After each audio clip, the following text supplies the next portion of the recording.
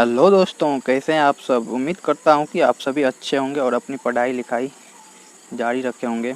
तो आज का यह वीडियो क्लास 10th के बच्चों के लिए है, जो कि हम बायोलॉजी के सीरीज को जो चालू कर रखे हैं उसी में कुछ आगे आज पढ़ने वाले हैं, जो कि पहला चैप्टर जीव प्रक्रम से रिलेटेड है।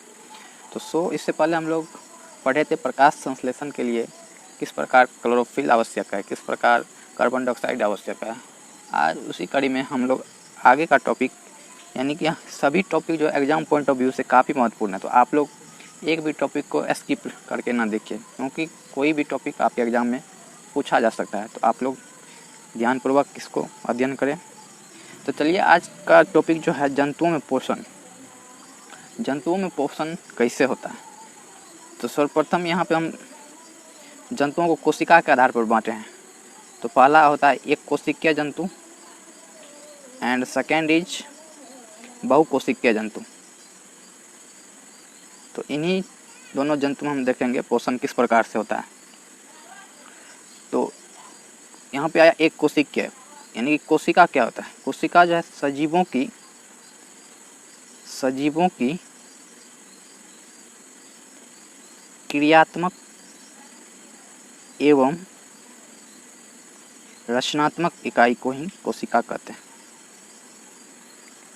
इसको कहेंगे सजीवों की क्रियात्मक एवं रचनात्मक इकाई को कोशिका कहते हैं। तो कोशिका के आधार पर हम लोग जंतुओं को दो भाग में बांटे, एक कोशिकीय जंतु और बहुकोशिकीय जंतु। जैसे कि एक कोशिकीय जंतु में कौन कौन जंतु आ जाते हैं, तो इसमें अमीबा, पैरामीशियम और अन्य जंतु भी आते हैं। लेकिन बहुकोशिकीय की बात करें तो इसमें मनुष्य और जितना है सब बहुकोशिकीय जंतु में आ जाता है।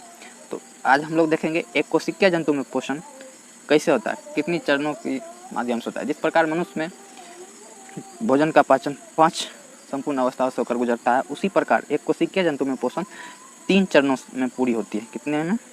3 चरणों में पूरी होती है।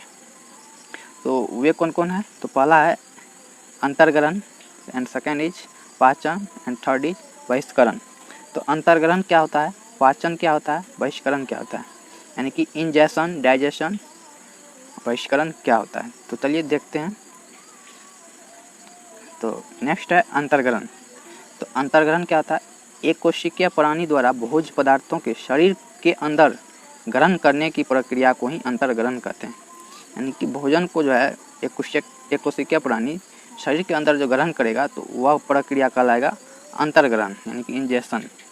एंड सेकेंड इज पाचन, यानी कि डाइजेशन। तो डाइजेशन किसको कहते हैं? डाइजेशन कहने का मतलब है अंतर्ग्रहण किए गए भोजन जो है को सरल एवं छोटे छोटे अणुओं में तोड़ने या अपघटन करने की प्रक्रिया को पाचन कहते हैं। जिस प्रकार हम भोजन करते हैं तो उसका खंडित करते हैं, यानी कि छोटे छोटे अणुओं में जो तोड़ देते हैं या अपघटन करते हैं, तो इसी प्रक्रिया को पाचन कहते हैं। और बहिष्करण किसको कहते हैं? तो बहिष्करण पाचन के बाद बचे शेष अपशिष्ट व हानिकारक पदार्थ को शरीर से बाहर निकालने की प्रक्रिया को बहिष्करण कहते हैं। तो अंतर्ग्रहण किसको कहेंगे? भोजन को अंदर ग्रहण करना अंतर्ग्रहण कहलाएगा। पाचन भोजन के जो ग्रहण करने के बाद उसको छोटे छोटे अणु में तोड़ने या अपघटन करने की प्रक्रिया होती है, उसको पाचन कहते हैं। उसी प्रकार बहिष्करण पाचन के बाद बचे शेष अपशिष्ट व हानिकारक पदार्थों को शरीर से बाहर निकालने की प्रक्रिया को बहिष्करण कहते हैं। चलिए नेक्स्ट देखते हैं।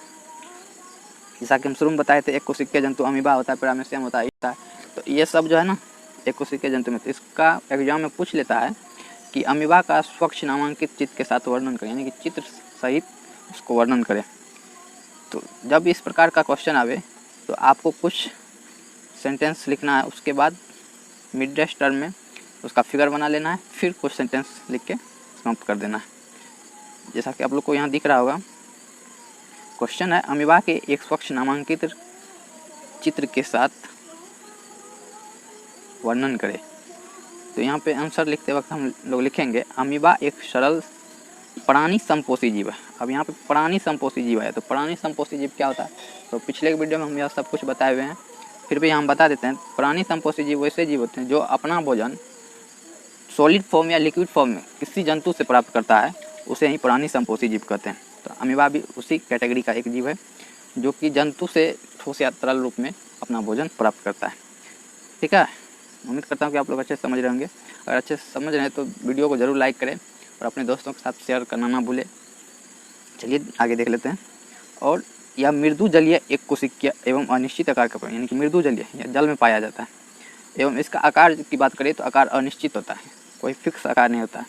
इसका आकार कूटपाद के बनने तथा बिगड़ने के कारण बदलता है। इसका आकार कूटपाद पर ही निर्भर करता है, इधर कूटपाद होगा उधर से भोजन ग्रहण करेगा, तो इसका आकार बेसिकली कूटपाद पर ही निर्भर है, जैसा कि आपको फिगर के माध्यम से यहाँ दिखा रहे हैं। देखिए इसका कोई आकार निश्चित नहीं है। यहाँ कूटपाद हो गया, कूटपाद का काम क्या है, भोजन को ग्रहण करना। और एक चीज़ इसमें आता है भोजन रसदानी, जो कि भोजन का पाचन करता है। तो यह फिगर आप लोग बना लीजिएगा। अगर आप लोग को PDF चाहिए तो आप हमारे टेलीग्राम ग्रुप को ज्वाइन कर सकते हैं, जिसका लिंक मैंने डिस्क्रिप्शन बॉक्स में दे दिया हूँ। अगर आप लोग यहाँ से नहीं ज्वाइन कर सकते हैं या टेलीग्राम पे आप जाके सर्च करके CCQ मधेपुरा सर्च करके वहाँ से आप ज्वाइन बटन पर क्लिक करके जुड़ सकते हैं और वहाँ से फाइल सेक्शन में जाके सारी PDF हमारा प्राप्त कर सकते हैं। और हाँ, कुछ बच्चे इंग्लिश क्लास के बारे में पूछ रहे थे, तो इंग्लिश क्लास की जो ऑफलाइन क्लास वो खुल चुकी है। जो भी बच्चे पढ़ रहे थे वो अपने निर्धारित समय से अपना क्लास अटेंड करें और ज़्यादा से ज़्यादा बच्चों को भी शेयर कर दें, ताकि उन बच्चों को भी पता चल जाए कि आपकी क्लास खुल चुकी है। और यूट्यूब के माध्यम से हम आप लोग के लिए इसी तरह का वीडियो लाते रहेंगे। तो आप लोग चैनल को ज़्यादा से ज़्यादा शेयर करें और सब्सक्राइब करना ना भूलें, साथ में बेल आइकन को प्रेस कर लें ताकि हर अपडेट आपको मिलता रहे। चलिए अब देखते हैं इसमें नेक्स्ट क्या लिखना है इसमें। तो यह देखें हम लोग वहाँ कूटपाद के द्वारा भोजन ग्रहण करता है, तो उसी चीज़ को फिर हमको लिखना है। तो यह कूटपाद के द्वारा भोजन करता है। अमीबा का भोजन क्या सब होता है, तो अमीबा भोजन में शैवाल को खाता है, बैक्टीरिया को खाता है, डाइटम को खाता है और अन्य छोटे छोटे एकोसिकिया जीव को, यानी कि माइक्रो ऑर्गेनिज्म को, यानी सूक्ष्म जीव को अपना भोजन के रूप में ग्रहण करता है। तो अमीबा में पोषण, अंतर्ग्रहण, पाचन तथा बहिष्करण प्रक्रिया द्वारा पूर्ण होती है। तो इसके माध्यम से आपको समझ आ गया होगा अंतर्ग्रहण, पाचन, बहिष्करण क्या होता है। चलिए इसके कुछ ऑब्जेक्टिव पॉइंट्स है जो कि एग्जाम में पूछ लिए जाते हैं। तो यह अक्सर आपको पूछ सकता है क्योंकि VVI पॉइंट है ये सब, तो याद रखना जरूरी है। तो अमीबा भोजन जो ग्रहण करता है किसके द्वारा करता है, तो यह आंसर हो जाएगा कूटपाद के द्वारा। और दूसरा पॉइंट है अमीबा में भोजन का पाचन कहाँ होता है, तो भोजन रसदानी में होता है। और भोजन रसदानी में किसके द्वारा होगा, तो यह एंजाइम के द्वारा होगा। ठीक है, तो उम्मीद करता हूँ कि वीडियो आप लोग को अच्छी लगेगी। अगर अच्छी लगे वीडियो को लाइक कर, और अगर जो भी बंधु नए हैं तो चैनल को सब्सक्राइब कर बेल आइकन को प्रेस कर ले और ज़्यादा से ज़्यादा दोस्तों के साथ व्हाट्सअप, फेसबुक, ट्विटर, जो भी सोशल मीडिया प्लेटफॉर्म है वहाँ पे आप शेयर कर दें। थैंक यू, मिलते हैं अगली वीडियो में। तब तक के लिए अपना ख्याल रखिएगा।